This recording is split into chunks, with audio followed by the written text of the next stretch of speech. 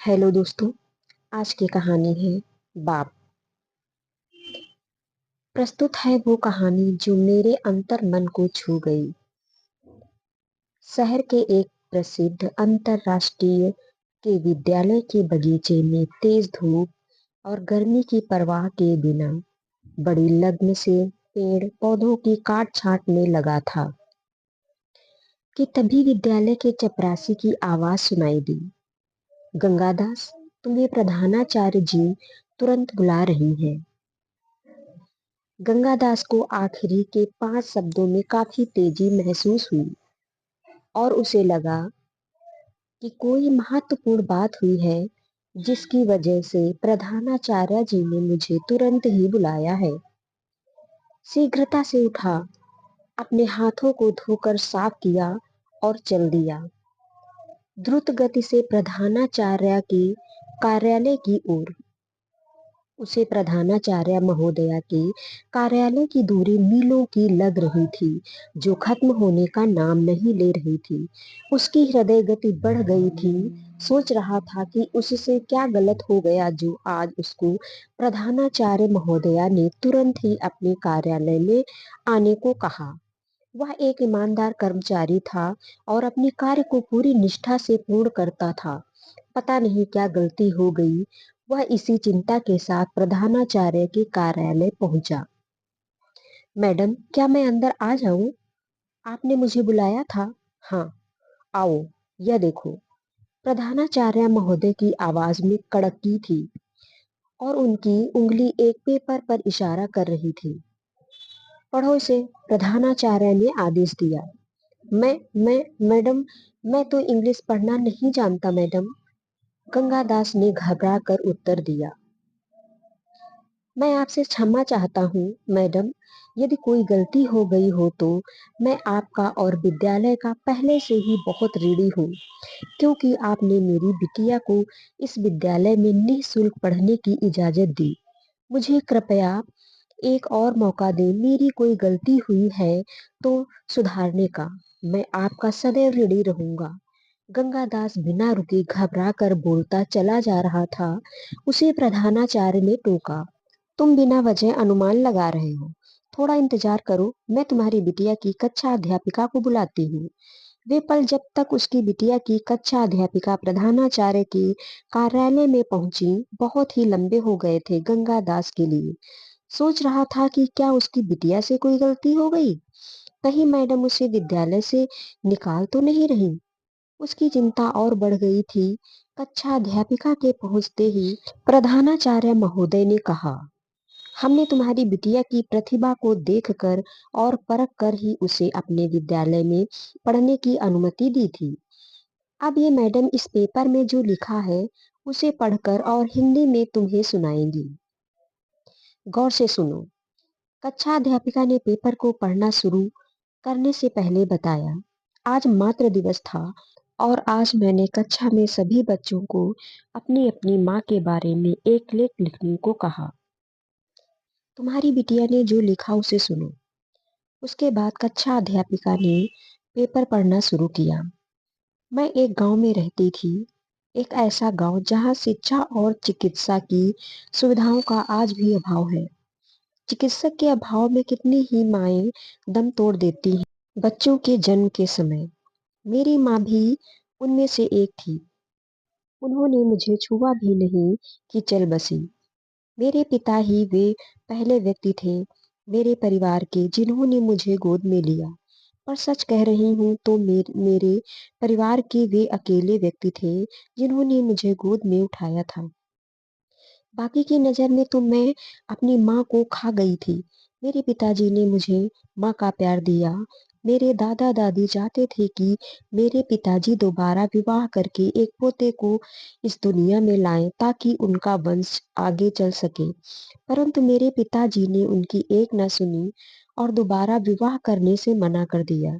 इस वजह से मेरे दादा दादी जी ने उनको अपने से अलग कर दिया और पिताजी सब कुछ जमीन, खेती बाड़ी, घर सुविधा आदि छोड़कर मुझे साथ लेकर शहर चले आए और इसी विद्यालय में माली का कार्य करने लगे। मुझे बहुत ही लाड़ प्यार से बड़ा करने लगे।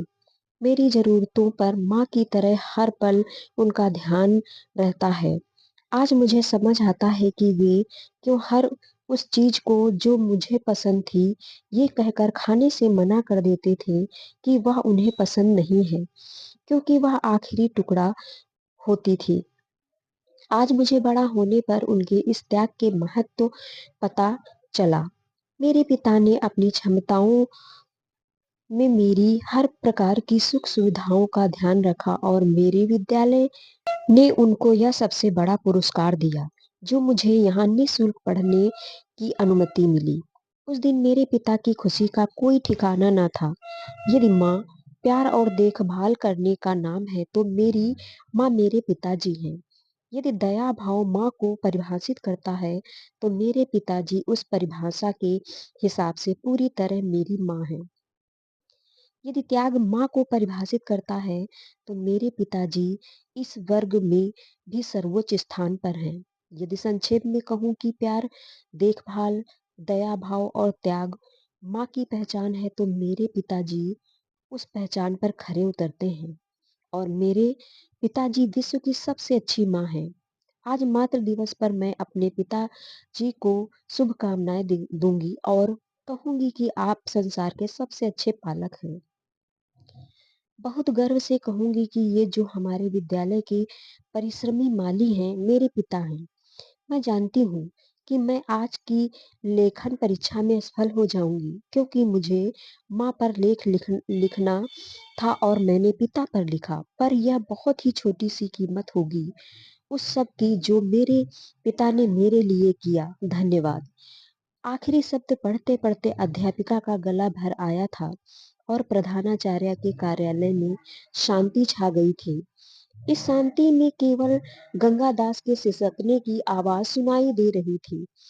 बगीचे में धूप की गर्मी उसकी कमीज को गीला न कर सकी, पर उस पेपर पर बिटिया के लिखे शब्दों ने उस कमीज को पिता के आंसुओं से गीला कर दिया था।